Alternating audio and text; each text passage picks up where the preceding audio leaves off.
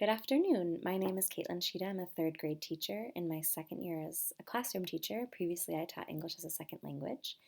And I'm here to talk to you about the 5 components of reading and instructional strategies to support these components, as well as important assessments and resources for classroom teachers. The first component is phonemic awareness, and this is the basic level of reading. It's just the ability to hear the sounds. So I think phonemic, phone, it's what it sounds like in your ear. The next component is phonics, and that has to do with the written sounds that students can identify the individual letter sounds. The third component is fluency, and fluency is how quickly and with expression a student can read, and fluency is highly important for comprehension. The fourth component is vocabulary, and it's just the student's ability to recognize and understand individual academic language. The last component is comprehension, which is, of course, the reason that we read to understand and retain information. So I'm going to go through a few instructional strategies to support and reinforce these components along with writing. So one thing that I like to do for phonemic awareness is using rhyming games and activities, typically in my guided reading group, so it's at their instructional level, and letting students identify initial and final sounds. They can categorize different sounds and start noticing patterns. And this is a fun skill to teach as students start to really make connections and notice all of the ways that words are connected and all the patterns that exist. And once they can rhyme, they've really made a lot of progress in their phonemic awareness. So rhyming activities with, word cards, picture cards. There's lots of fun activities for rhyming.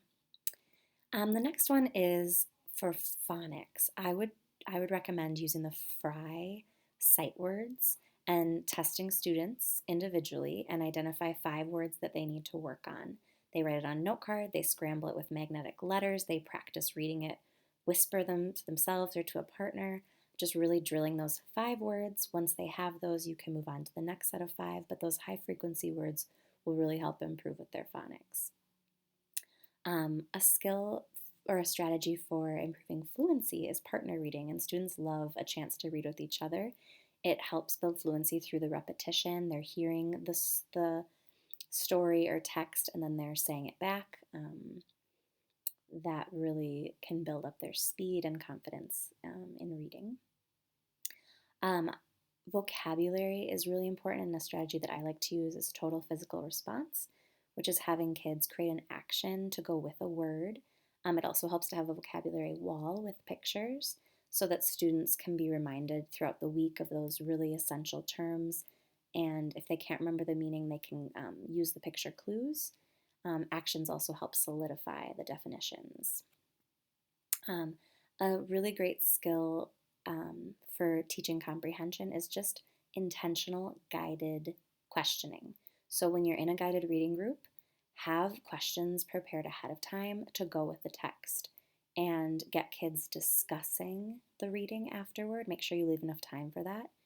And make sure, like I said, they're really intentional questions that you've thought of ahead of time. A great strategy for improving writing is having students use a checklist. So I would laminate your checklist for students. Each kid has one. They can use a whiteboard marker to check off as they go.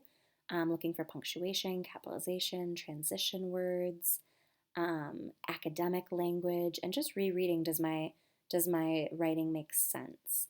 A checklist really helps build independent writers because they're starting to learn to edit and revise on their own.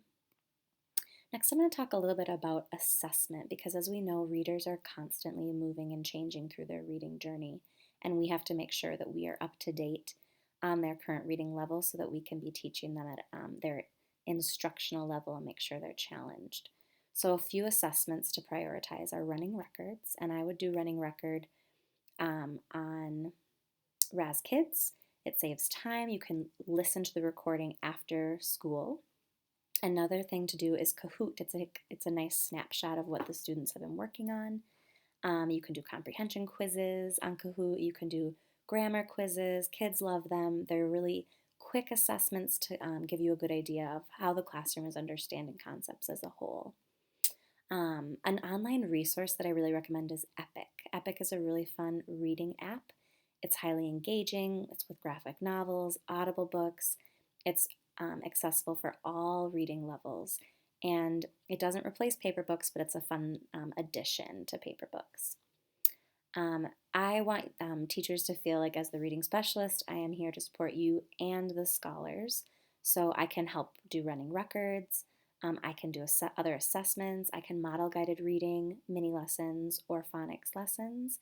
I'm also here to coach, so I can do observations. And I'd love to get to know your students, and I want them to know who I am and know that I'm a resource for them in their reading journey as well. Thank you so much for listening.